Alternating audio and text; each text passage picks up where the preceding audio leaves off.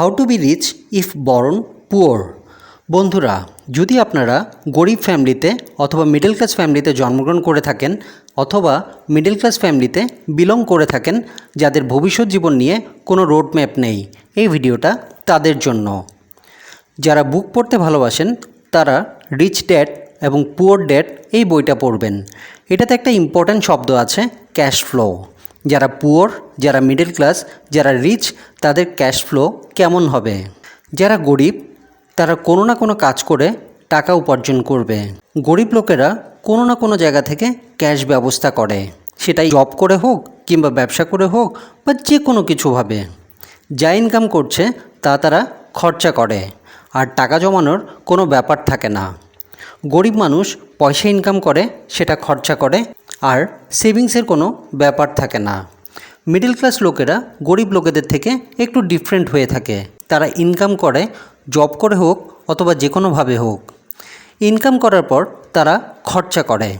খরচার মধ্যে তারা আবার বিভিন্ন রকমের ইএমআই দেয়, যেমন গাড়ির ইএমআই, ফোনের ইএমআই, বাড়ির ইএমআই এক্সেট্রা।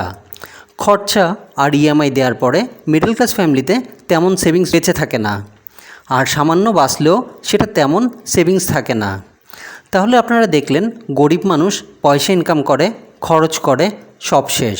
আর মিডল ক্লাস ফ্যামিলিতে পয়সা ইনকাম করে, আর একটু বেশি পয়সা খরচ করে, শো অফ করে ইএমআই দিয়ে, তেমন বেশি আর সেভিংস থাকে না। এবার আসি ধনী মানুষদের ক্যাশ ফ্লো নিয়ে। ধনী মানুষেরা টাকা ইনকাম করে, জব করে হোক বা ব্যবসা করে হোক। ধনী মানুষেরা পয়সা কামানোর পর সবচেয়ে প্রথমে অ্যাসেট করে। অ্যাসেট এমন একটা জিনিস যেটা আরও টাকা নিয়ে আসে। যারা রিচ মেন্টালিটি, তারা কিভাবে পয়সা বাড়াবে, কিভাবে ইনকাম বাড়াবে সেদিকে চিন্তা করে। ধরুন কেউ জব করছে 50,000 টাকার, সে 50,000 টাকা থেকে 10 থেকে 15,000 টাকা ইনভেস্ট করে একটা মোমো শপ অথবা একটা ফুচকা শপ অথবা একটা ঠেলা লাগাতে পারে। নিজেকে বসতে হবে না, একটা লোক লাগিয়ে নিন যে মোমো বানাতে পারে অথবা ফুচকা বানাতে পারে। সারাদিনের বিক্রির পর রাতে প্রফিট আনতে পারবেন। অথবা একটা গাড়ি কমার্শিয়াল পারপাস নামিয়ে নিন ড্রাইভার দিয়ে, আপনি জব করবেন, গাড়ির ড্রাইভার চালাবে। দিন শেষে আপনি আপনার হিসাব বুঝে নেবেন তাকে তারটা দিয়ে। অথবা একটা বাড়ি অথবা একটা দোকান কিনে ভাড়া দিতে পারেন। যারা রিচ মেন্টালিটি, তারা অ্যাসেটের দিকে খেয়াল দেয়, কারণ অ্যাসেট থেকে আপনি ডাবল ইনকাম করতে পারবেন।